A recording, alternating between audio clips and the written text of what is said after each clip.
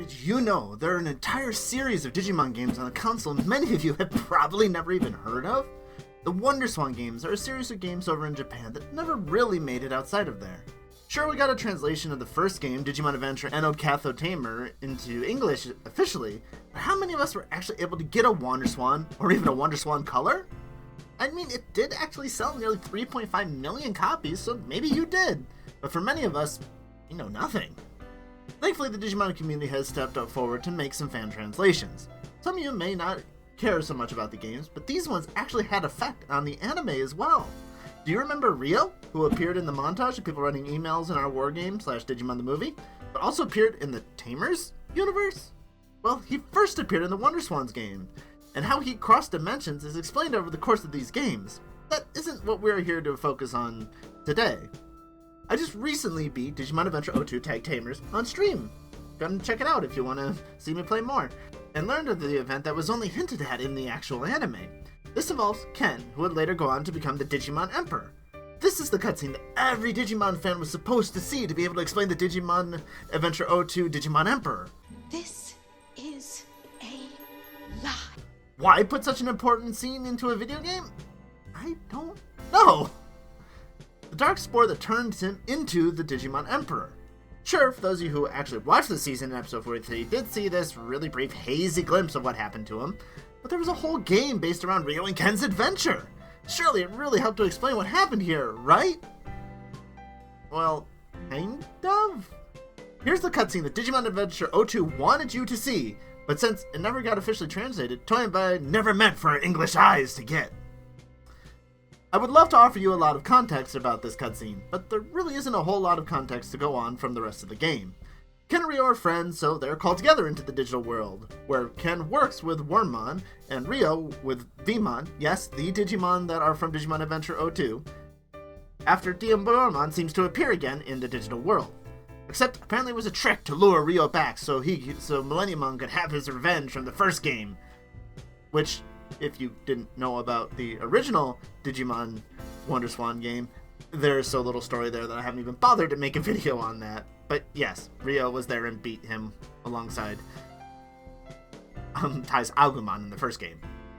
And he splits the world into two sides, trapping Tai and Agumon in stasis for something, and splitting Ken and Ryo into two separate worlds. Why? No idea. I think it was just a cool game mechanic that the designers wanted to use, because I have no idea why there are two digital worlds. It's Millenniummon. He messes with time and dimensions.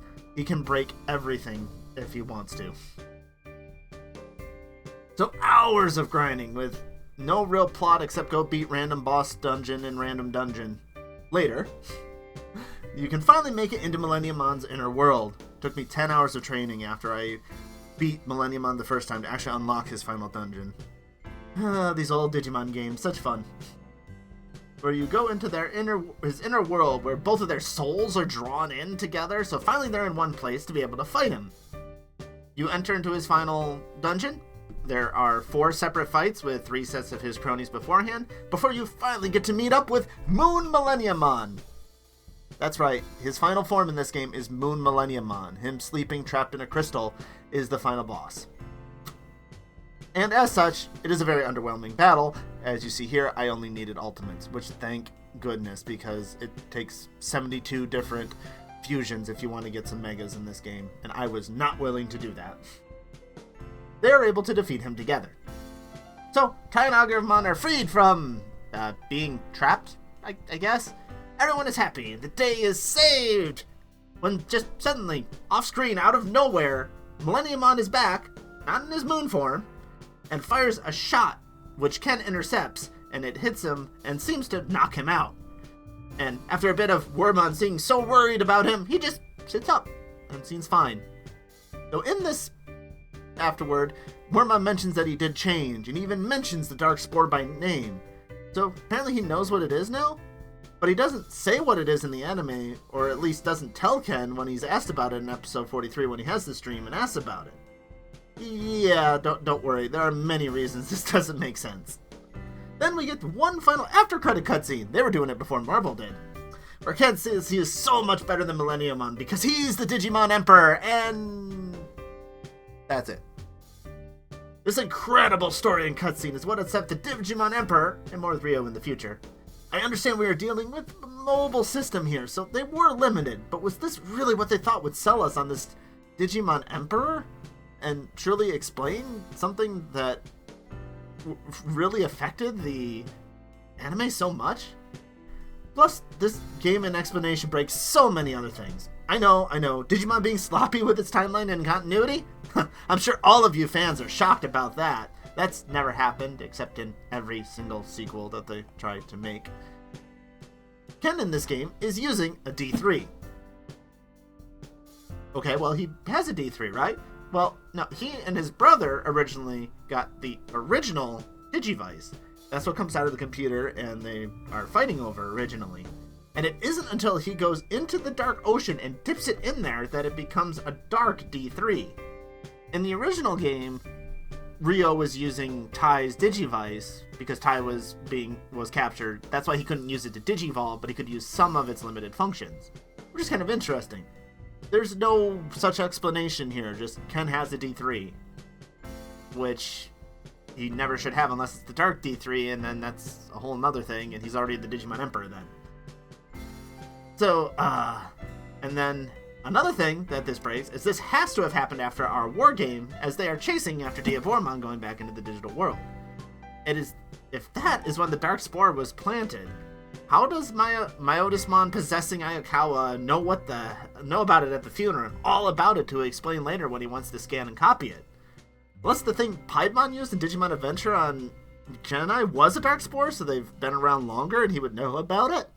But that one looks round and not spiky at all like we later see Dark Spores. I think we're safe to assume that, Myotismon's just evil, so he knows evil things. That's probably about the best explanation we're ever going to get. Though I will admit, it does help explain a couple of things.